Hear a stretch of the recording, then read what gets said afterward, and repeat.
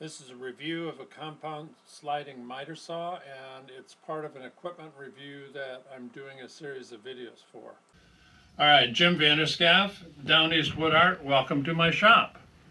And today what we want to do is talk about miter saws. And I'm going to make a specific recommendation to you of one that I've chosen. But first I want to tell you a little bit about why I'm getting rid of the one that I have. This one was made by Hitachi. This has got to be at least 30 years old. That gives you some indication of how good these motors are for these saws. But I'm not satisfied with it because of one fundamental reason. I do a lot of a mixture of carpentry, finish work, furniture, box making, a lot of different things. And I acquire my own wood, which I plane down, and then I need to cut to length. This saw has a limit of about 5 inches, and a lot of the boards that I get are a lot longer, are a lot wider than that, and this just doesn't do it for me. There's nothing the matter with this saw, but I needed to acquire something different. So, just stop there. So, what you face when choosing a miter saw is a plethora, a whole bunch of different options. You can buy these saws anywhere from close to $100 on up to $900. If you're setting up a home shop, or if you're doing light carpentry work, if you're using it not that much, there is no reason that you have to spend a lot of money to acquire a miter saw. It has to do certain things. You want it to be able to cut wide boards, because you're going to run into that. You're going to run into trim that needs that. You're going to run into even situations where you cut plywood on it if you happen to not have a table saw.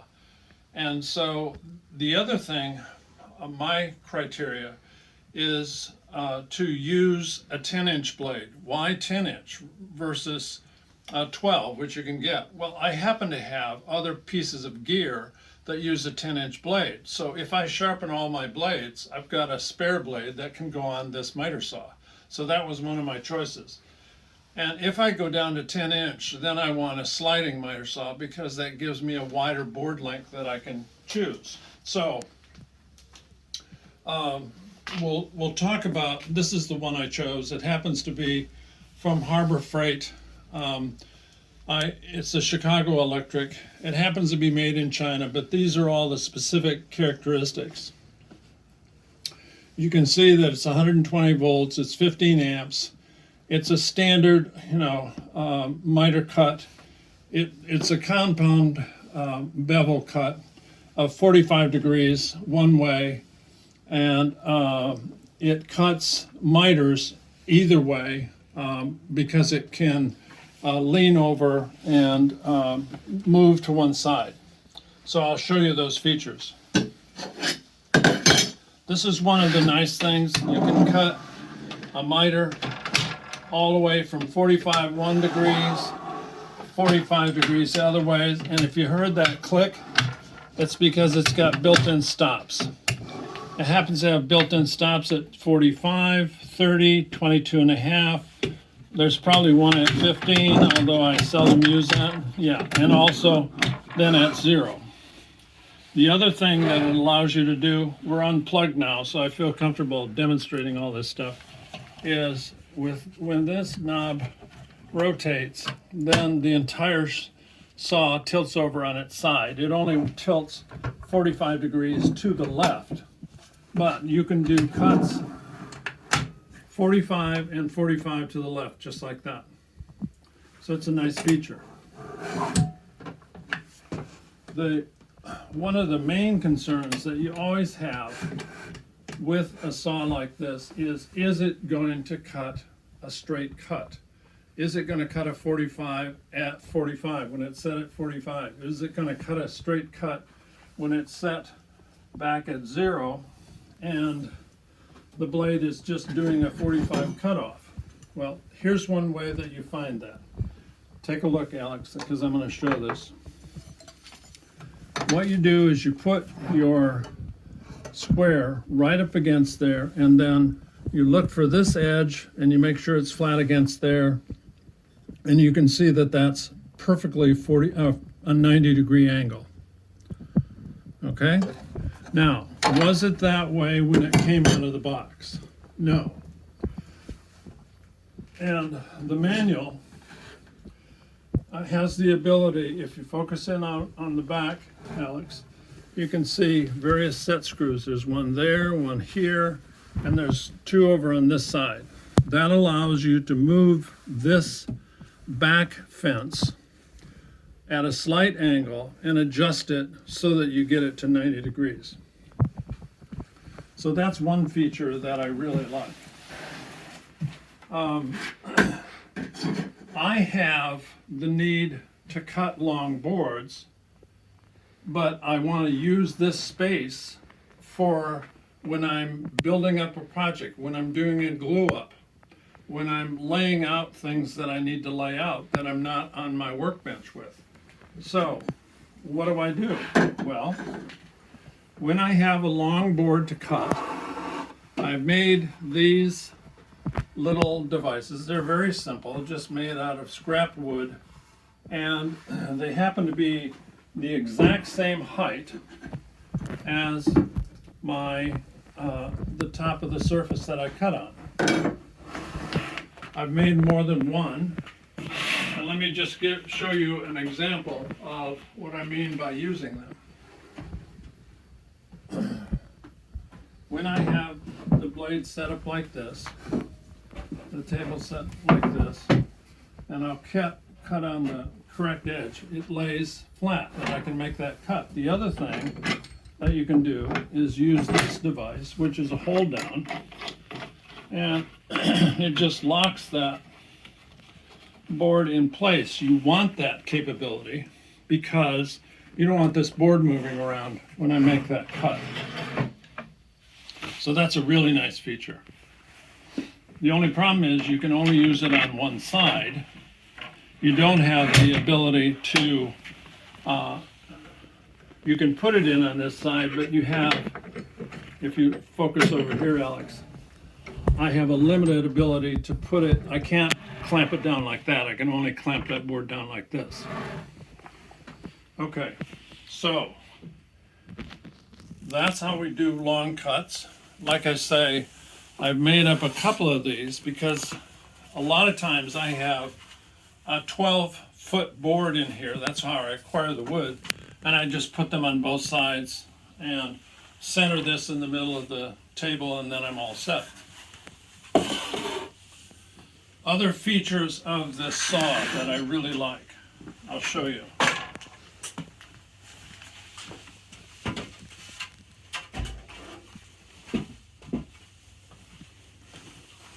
When I do a cut, the blade has come up there. It has a good, nice blade guard.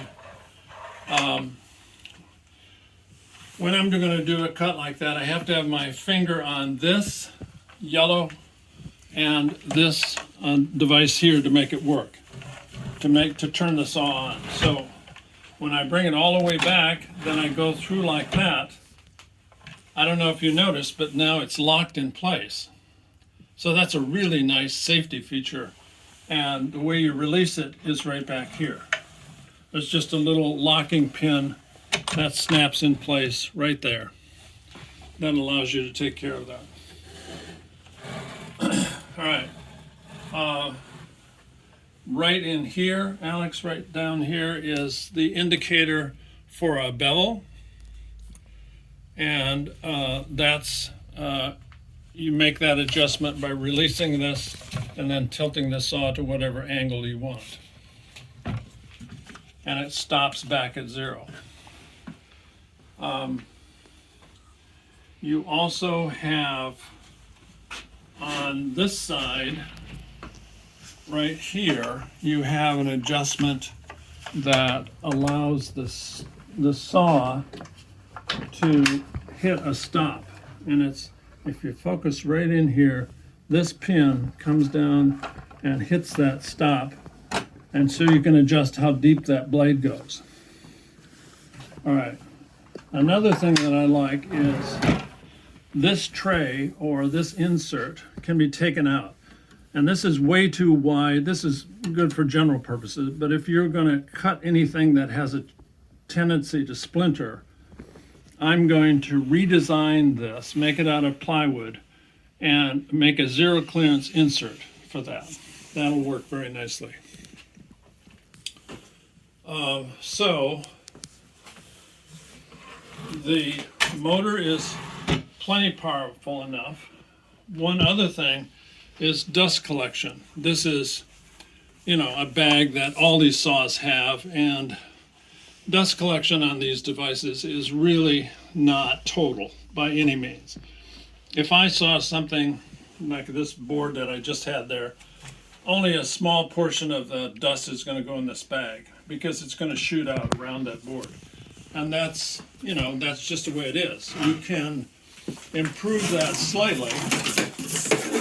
And what I do is I just hook a shop vac to this, and that helps a great deal because you got suction on it rather than that simple bag. But you still get dust. In the rest of my shop, I've got dust collection solved. This one I may do something later to somehow encase it so that I don't get that much dust, but for right now it's working fine. What other features? Here's a little feature which I think is important.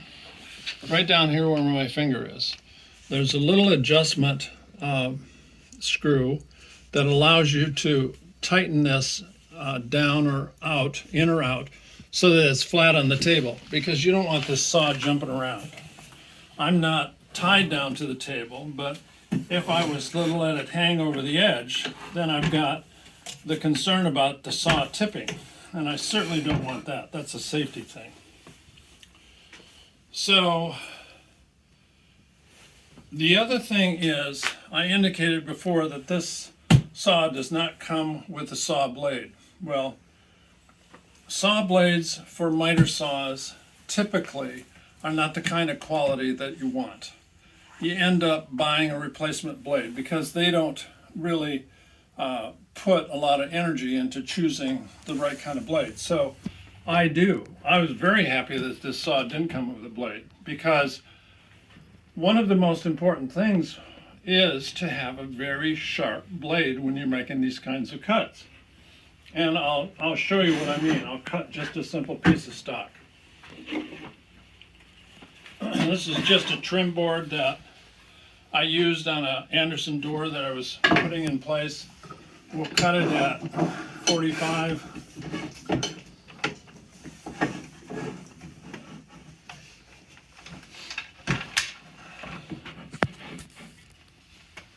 I'll clamp it down.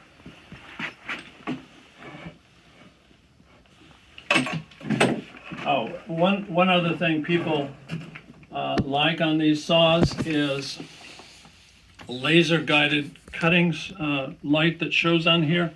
I just don't find this necessary, because I can very easily hold my finger up like that, sight along where that line is going to cut, and get a very accurate cut. Like I say, I do love this clamp down because it really helps me make an accurate cut. I'll move this a little bit so I can plug into the wall socket.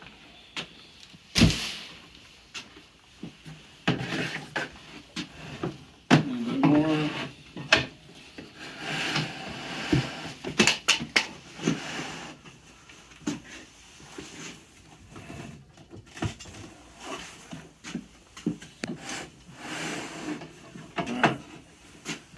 Lock this in place again.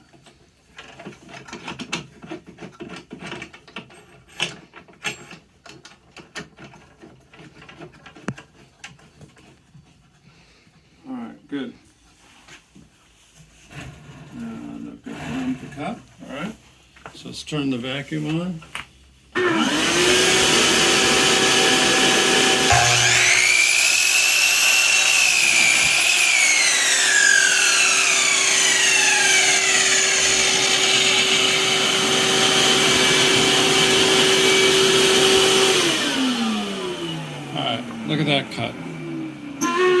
Just beautifully sweet.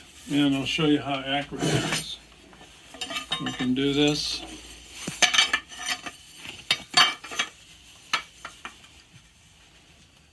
Look at that. That is about as good as you could ever want it. Right under 45. Show you on the other side.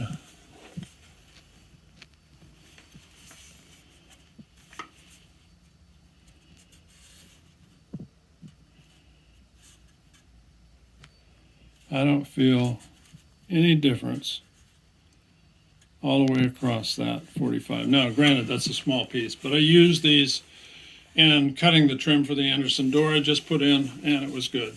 I've checked cutting 90-degree angles. I've checked cutting other angles. I've run this saw through thick boards, talking 8-quarter lumber, and it's got plenty of power. I don't know if I mentioned before, but it has, you have the ability to, if you want to calculate horsepower from amperage and voltage.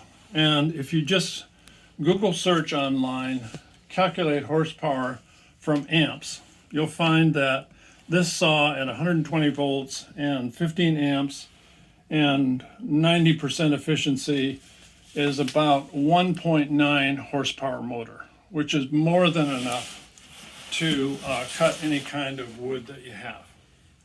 So that's on this. That's it on this saw. Like I say, I'm happy to recommend it. I don't know if I did mention, but this saw was on sale to me at Harbor Freight for $106 without a saw blade. Now that's really a good deal. If you can set it up square, if it does the job for you, and you're the only one that can tell whether or not it's suitable for the work that you do. But if you're a hobbyist, if you're a do-it-yourselfer, this saw is more than adequate for your needs. Thanks, and hope to see you in the next video.